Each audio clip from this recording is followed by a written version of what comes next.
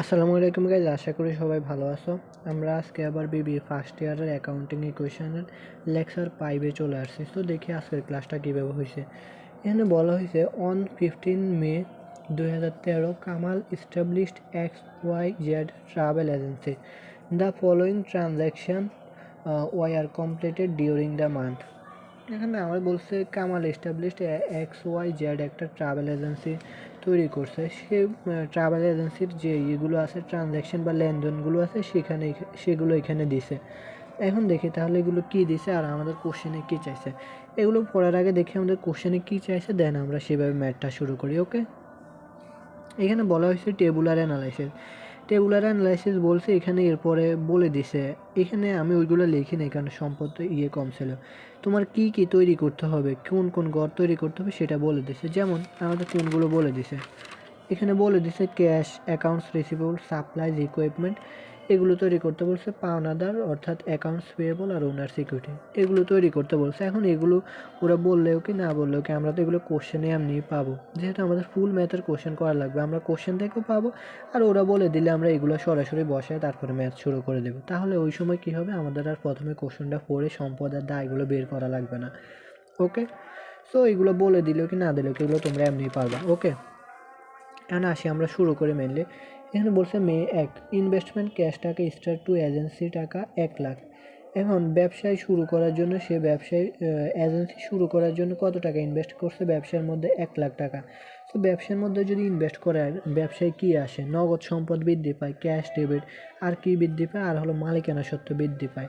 অর্থাৎ cash debit, capital credit, সম্পদ বৃদ্ধি পাচ্ছে একদিকে, আরেকদিকে মালিকানা সত্ত্ব বৃদ্ধি পাচ্ছে 1 লাখ টাকা। এখন আসি যে ক্যাশ ডেবিট 1 লাখ টাকা আর মালিকানা সত্ত্ব ডেবিট 1 লাখ টাকা ইনভেস্টমেন্ট।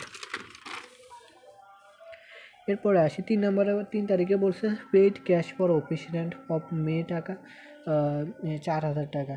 ক্যাশ রেন্ট মানে কি ভাড়া পরিশোধ করছে নগদে 4,000 টাকা। ভাড়া পরিশোধ করলে তোমার থেকে নগদ টাকা চলে যাচ্ছে।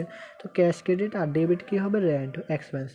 রেন্ট ভাড়া কি, ভাড়া একটা ব্যয়। সো রেন্ট এক্সপেন্স ডেবিট আর হলো ক্যাশ ক্রেডিট 4,000 টাকা। এই যে 4,000 টাকা আমরা ক্যাশ থেকে মাইনাস করছি, আর হলো এই যে ওনার সিকিউরিটি থেকে মাইনাস করছে। ওনার সিকিউরিটিকে কয়টা উপাদান করে এফেক্ট ফেলে, 4টা উপাদান।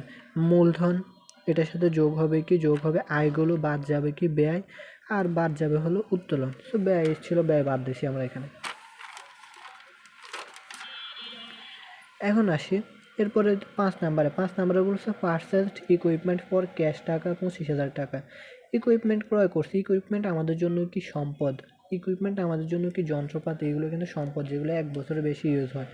তো সম্পদ ক্রয় করলে আমাদের ইকুইপমেন্ট ডেবিট আর হলো কি ক্যাশ ক্রেডিট। একদিকে সম্পদ বাড়ছে, আর একদিকে সম্পদ কমছে, নগদ টাকা কমছে, ইকুইপমেন্ট বাড়ছে 25,000 টাকা। তো আমাদের ইকুইপমেন্টের এখানে গড় আছে 25,000 টাকা, আমরা ডেবিট করছি, আর হলো নগদ টাকা ক্রেডিট করছি 25,000 টাকা।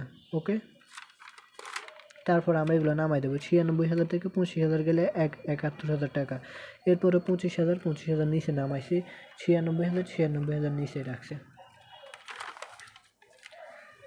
এরপরে 8 তারিখে আসি। এখানে বলছি incurred advertisement cost in the care advertising company on account টাকা 3,000 টাকা।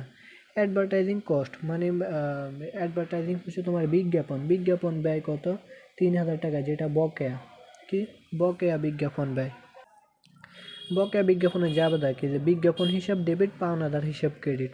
এই যে অন অ্যাকাউন্ট মানে কি, অন অ্যাকাউন্ট মানে বাকিতে। সো এটা আমাদের যে দায় বাড়বে, একদিকে আমাদের ব্যয় বাড়বে, আরেকদিকে দায় বাড়বে। 3,000 টাকা। এই যে 3,000 টাকা আমাদের ব্যয় বাড়বে না। সো ব্যয় আমাদের কি থেকে বাদ যায়, ওনার সিকিউরিটি থেকে ব্যয়গুলো বাদ যায়, সেজন্য 3,000 টাকা বাদ দিয়েছি। আরেকদিকে আমাদের দায় বাড়বে 3,000 টাকা। এই যে 3,000 টাকা এখানে লিখছে। এরপরে আসি 10 তারিখে বলেছে paid cash for office supplies টাকা হলো 6,000 টাকা। অফিস সাপ্লাইজে 6,000 টাকা পরিশোধ করছে। সাপ্লাইজ আমাদের জন্য কি, সাপ্লাইজ আমাদের জন্য হলো সম্পদ। কি সাপ্লাইজ হলো আমাদের জন্য সম্পদ। সাপ্লাইজ ডেবিট আর হলো ক্যাশ ক্রেডিট 6,000 টাকা। এই যে সাপ্লাইজ আমরা এখানে ডেবিট 6,000 টাকা লিখলাম, আর ক্যাশ ক্রেডিট 6,000 টাকা। এটা থেকে এটা বাদ দিয়েছে, আর এটা এখানে যোগ হয়েছে। তাহলে এখন আমরা নিচে নামাবো 71,000 থেকে 6,000 গেলে 65,000 টাকা, আর 6,000 ছিল 6,000 নিচে নামাইছে, আর এগুলো সব নিচে নামাই দেব। ওকে,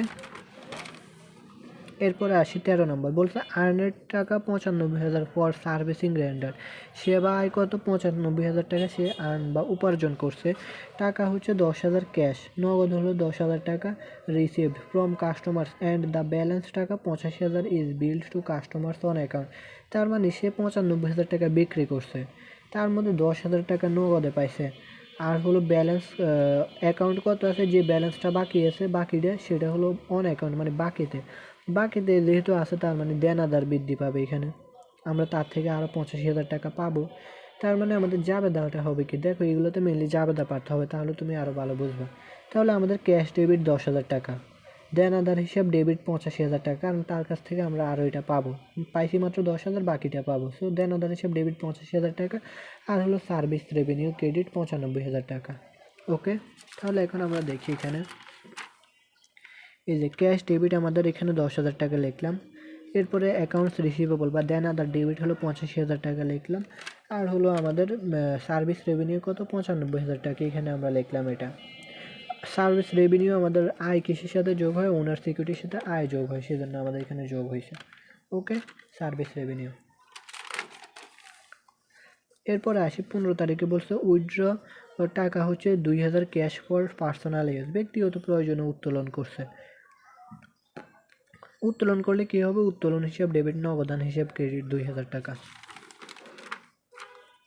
এই যে 2,000 টাকা এখানে আমাদের উত্তোলন হিসাব ডেবিট, উত্তোলন আমাদের ওনার সিকিউরিটি থেকে কি হয়? বিয়োগ হয়, সেজন্য উত্তোলন আমরা এখানে বিয়োগ করছি, আর হলো ক্যাশ ক্রেডিট হলো 2,000 টাকা। এরপরে আসি 20 তারিখে, বলছে পেইড টাকা paid to the care advertising company. Care advertising কোম্পানিকে পরিশোধ করছে। কী করছে? পরিশোধ করছে। এখানে আমাদের দেখতে হবে কত তারিখে বাকি হয়েছে কত তারিখে, এই যে বাকি হয়েছে 8 তারিখে। এই যে অন অ্যাকাউন্ট বাকিতে সে অ্যাডভার্টাইজিং বা বিজ্ঞাপন দিছিল, সে টাকা এখন পরিশোধ করছে কেয়ার অ্যাডভার্টাইজিংকে। ওকে, পরিশোধ করলে কি হবে? নগদ টাকা কমে যাবে, আর পাওনাদার হিসাব বেড়ে যাবে, দায় বাড়বে, আর দায় কমবে, আর নগদ টাকা কমবে। তার মানে আমাদের দায়ও কমে গেলে একদিকে, আরেকদিকে নগদ টাকা কমছে, তাহলে কি হবে? অ্যাকাউন্টস পেয়েবল ডেবিট, আর হলো ক্যাশ ক্রেডিট। এই যে ক্যাশ থেকে আমরা বাদ দিয়েছি 3,000 টাকা, আরেকটা হলো আমাদের অ্যাকাউন্টস পেয়েবল থেকে বাদ দিয়েছি 3,000 টাকা। দেখো আমাদের আগে এটা কিন্তু দায় ছিল 3,000 টাকা, কিন্তু এখন আমরা সেটা পরিশোধ করে দিয়েছি, মাইনাস করে দিয়েছি, তাহলে আমাদের এখানে জিরো হয়ে গেছে, দেখছো? আর এখানে আমরা ইয়ে থেকে ক্যাশ থেকেও বাদ দিয়েছি 3,000 টাকা। এরপরে আসি পেইড এমপ্লয়ি স্যালারিস টাকা হলো 2,200 টাকা। এমপ্লয়ি স্যালারি 2,200 টাকা পরিশোধ করছে। সো পরিশোধ করলে কী হবে? নগদ টাকা কমে যাবে, আর হলো স্যালারি যেহেতু একটা ব্যয়, স্যালারি এক্সপেন্স ডেবিট, আর হলো ক্যাশ ক্রেডিট 2,200 টাকা। আর ব্যয় যেহেতু 2,200 টাকা, এটা আমাদের কোথা থেকে বাদ দিতে হবে? ওনার সিকিউরিটি থেকে বাদ দিতে হবে 2,200 টাকা, আর ক্যাশ ক্রেডিট 2,200 টাকা। সো এগুলো আমাদের নামাতে হবে। 70,000 থেকে এটা বাদ দিলে 67,800, এখানে 85,000 থাকে, এখানে 6,000 থাকবে, এখানে 25,000 থাকবে, এখানে 3,000, এখানে আমাদের জিরো হয়ে গেছে এটা। এরপরে এখানে 1,86,000 থেকে 2,200 বাদ দিলে 1,83,800। আচ্ছা, এরপর আসি 29 তারিখে, বলছে রিসিভ টাকা 80,000 in cash from customer who have previously been billed to transaction May 13 তারিখে আমাদের এখানে যেটা 85,000 টাকা ছিল, সেখানে সে 80,000 টাকা এখন কি করছে? রিসিভ করছে।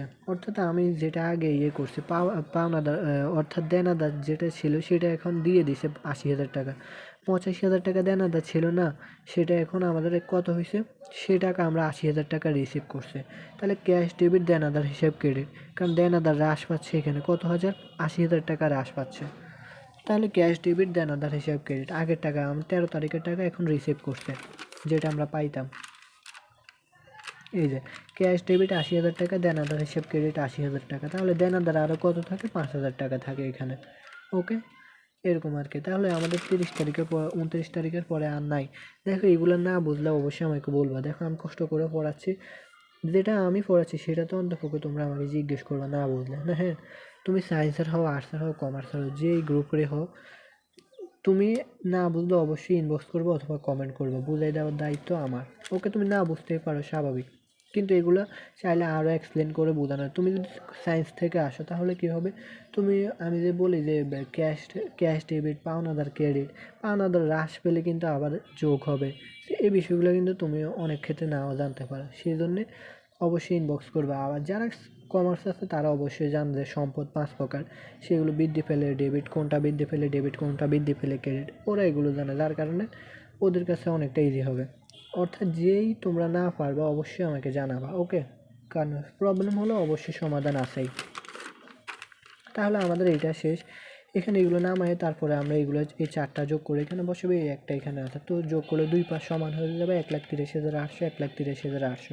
2 5 সমান হলে মনে করবে তোমার ম্যাথ হয়েছে, ওকে? তাহলে আমাদের অ্যাকাউন্টিং ইকুয়েশন শেষ। এখন আসি, আমাদের বলছে যে বি নাম্বার বলছে ইনকাম স্টেটমেন্ট তৈরি করতে, ওনার সিকিউরিটি তৈরি করতে, আর ব্যালেন্স শিট তৈরি করতে, ওকে? অ্যান্ড ইনকাম স্টেটমেন্ট মানে কি? আয় ব্যয় বিবরণী। ইনকাম স্টেটমেন্ট মানে কি? আয় ব্যয় বিবরণী। আয় ব্যয় বিবরণীর মধ্যে কী যায়? আয় ব্যয় বিবরণীর মধ্যে যায় হলো তোমার আয়গুলো আর ব্যয়গুলো। কী যায়? আয়গুলো আর ব্যয়গুলো। এখন তুমি এই আয়গুলো এখান থেকেও বের করতে পারো খুঁজে খুঁজে, অথবা আমরা যে এখানে এই যে এটা বের করছি ইকুয়েশন করছি, এখান থেকেও দেখতে পারো। এখানে আয় কোনগুলো আছে, ব্যয় কোনগুলো আছে, তোমরা এখান থেকে দেখতে পারো এগুলো, ওকে? তাহলে আমরা যদি দেখি এখানে 1 নাম্বার আছে রেন্ট এক্সপেন্স, এটা একটা ব্যয়। এরপরে ইকুইপমেন্ট হলো সম্পদ। অ্যাডভার্টাইজিং এক্সপেন্স, এটা একটা ব্যয়। অ্যাডভার্টাইজিং এক্সপেন্স, এটা ব্যয়। রেন্ট এক্সপেন্স, অ্যাডভার্টাইজিং এক্সপেন্স, ব্যয়। এরপরে সার্ভিস রেভিনিউ। সার্ভিস রেভিনিউ মানে কি? আয়। আয় কত? 95,000 টাকা। এরপরে আমাদের স্যালারিজ এক্সপেন্স, এটা কি আমাদের জন্য ব্যয় 2,200 টাকা। তাহলে আমরা টোটাল কয়টা পাচ্ছি? 4টা। 3টা হচ্ছে ব্যয়, একটা হচ্ছে আয়। আয় থেকে ব্যয় বাদ দিলে আমরা ইনকাম স্টেটমেন্টের পেয়ে যাব, ইনকাম পেয়ে যাব। তাহলে রেভিনিউ আমাদের এখানে কোনটা আছে? সার্ভিস রেভিনিউ আছে 95,000 টাকা, আমরা লিখলাম 95,000 টাকা। এরপরে ব্যয়গুলো আছে রেন্ট এক্সপেন্স 4,000 টাকা, এরপরে অ্যাডভার্টাইজিং এক্সপেন্স 3,000 টাকা, এর স্যালারি এক্সপেন্স 2,200 টাকা। এই যে এগুলো আমরা সব বাদ দেবো, এই যে বাদ দেশি সব যোগ করে এখানে বাদ দেশি 9,200 টাকা বাদ দেওয়ার পরে আসে হলো 85,800 টাকা আসে আমাদের অ্যান্সার। তো এটা হলো নেট অপারেটিং ইনকাম, আমরা ইনকাম পেয়ে গেছি। এরপরে ওনার সিকিউরিটি। ওনার সিকিউরিটি কীভাবে? ওনার সিকিউরিটির সাথে আমাদের যোগ হয় কি? আয়গুলো যোগ হবে আর হলো উত্তোলন বাদ যাবে। কি ওনার সিকিউরিটিতে কী যাবে? আমাদের নেট ইনকাম যোগ হবে, তার থেকে বাদ যাবে কি? ড্রয়িংস। আমরা যদি দেখি নেট ইনকাম আমরা কত পাইছি, নেট ইনকাম আমরা এখানে পাইছি হলো 85,800 টাকা। ক্যাপিটাল আমাদের কত? ক্যাপিটাল আমরা এখানে পাইছি 1 লাখ টাকা, এই যে 1 লাখ। এই যে আমাদের ক্যাপিটাল কত? ইনভেস্টমেন্ট 1 লাখ টাকা, এটা ওনার্স ক্যাপিটাল। তো ক্যাপিটালে 1 লাখ, এটার সাথে নেট ইনকাম যোগ হবে এই যে 85,800 টাকা। নেট ইনকাম মানে কি? আমাদের এখানে আয় ব্যয় হিসাব করে এটা এখানে বসানো হয়েছে। এরপরে এটা থেকে বাদ যাবে ড্রয়িংস, উত্তোলন 2,000 টাকা। এটা নিয়ে আর একটু বলি, যেমন আমরা এখানে নেট ইনকাম না লিখে আমরা যদি এইভাবে লিখতাম, ক্যাপিটালের সাথে যোগ হবে আয়, বাদ যাবে কি? ব্যয়। আমরা কি করতাম? ক্যাপিটালের সাথে সার্ভিস রেভিনিউ 85,000 টাকা যোগ করতাম, বিয়োগ করতাম কি? রেন্ট এক্সপেন্স বিয়োগ করতাম, অ্যাডভার্টাইজিং এক্সপেন্স বিয়োগ করতাম, স্যালারিজ এক্সপেন্স বিয়োগ করতাম। বিয়োগ করার পরে এত টাকা আসবে, আসার পরে এটা থেকে আমরা বাদ দেবো ড্রয়িংস, উত্তোলন বাদ দেওয়ার পরে আমাদের দিন শেষে রেজাল্ট এটাই আসবে।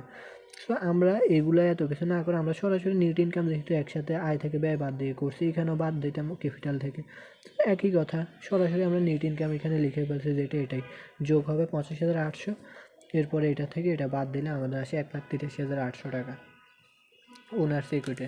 দেখছো আমাদের কিন্তু এখানে দিন শেষে 1,83,800 আসছে, এখানে ওনার সিকিউরিটি কত? 1,83,800 আসছে। সো আশা করছি তোমরা বুঝতে পারছো। আজকের ক্লাসটি এই পর্যন্তই। না বুঝতে পারলে অবশ্যই আমাকে বলবা, ওকে? আর তোমাদের বন্ধুবান্ধবদের শেয়ার করতে পারো, তাহলে সবারই উপকার হবে। সো আজকের ক্লাসটি এই পর্যন্ত, ধন্যবাদ।